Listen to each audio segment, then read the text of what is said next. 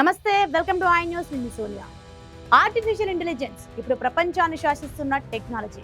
సెకండ్లలో రెజ్యూమ్లు, నిమిషాల్లో క్లిష్టమైన పనులు, ఇలా ఏఐ మన జీవితాన్ని సులభతరం చేస్తోంది. భారత్లో కూడా ఏఐ వాడకం విపరీతంగా పెరిగింది. అయితే ఈ టెక్నాలజీ మోజులో పడి మనం అసలు నైపుణ్యాలను మర్చిపోతున్నామా? మనం ఏఐను నిర్మించే వారిగా కాకుండా కేవలం వాడేవారిగా మిగిలిపోతున్నామా అనే కీలకమైన ప్రశ్న ఇప్పుడు తలెత్తుతోంది.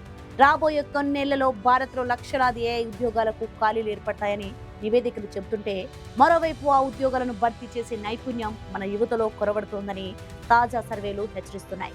ఇంతకీ ఏంటి ఈ గ్యాప్? టెక్ టాలెంట్ లో ప్రపంచానికి దిక్సూచిగా ఉన్న భారత్లో ఈ పరిస్థితికి కారణమేంటి? ఈ ప్రత్యేక కథనంలో చూద్దాం.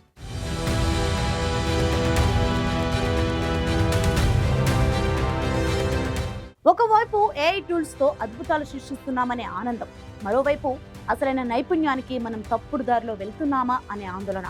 ప్రపంచంలోనే అతిపెద్ద టెక్ టాలెంట్ ఉన్న దేశాల్లో భారత్ ఒకటి.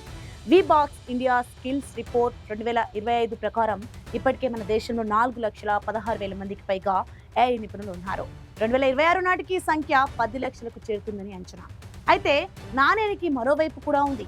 బెయిన్ అండ్ కంపెనీ అధ్యయనం ప్రకారం 2027 నాటికి భారత్లో 23 లక్షలకు పైగా ఏఐ సంబంధిత ఉద్యోగాలు వస్తాయి.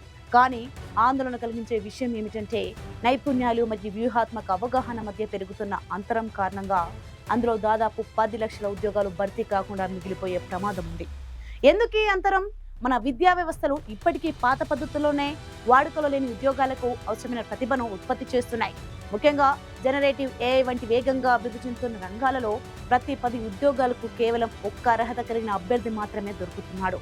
ఏఐ వాడకంపై అవగాహన పెరుగుతున్నా దాని వెనుక ఉన్న లోతైన నైపుణ్యాలు మాత్రం వెనుకబడి ఉన్నాయి.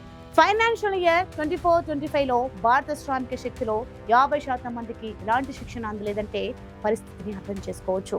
నేటి కంపెనీలకు కేవలం ఏఐ టూల్స్ వాడే ఉద్యోగులు వద్దు.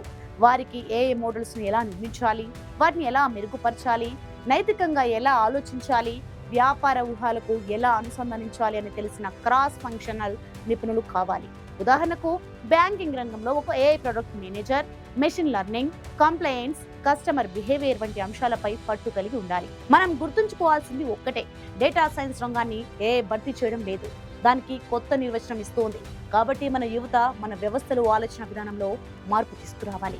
కేవలం ఏఐ వినియోగదారులు కాకుండా ఏఐ నిర్మాతలు, ఆవిష్కర్తలుగా మారినప్పుడే భారత్ కలలుగన్న భవిష్యత్తు సాకారమవుతుంది.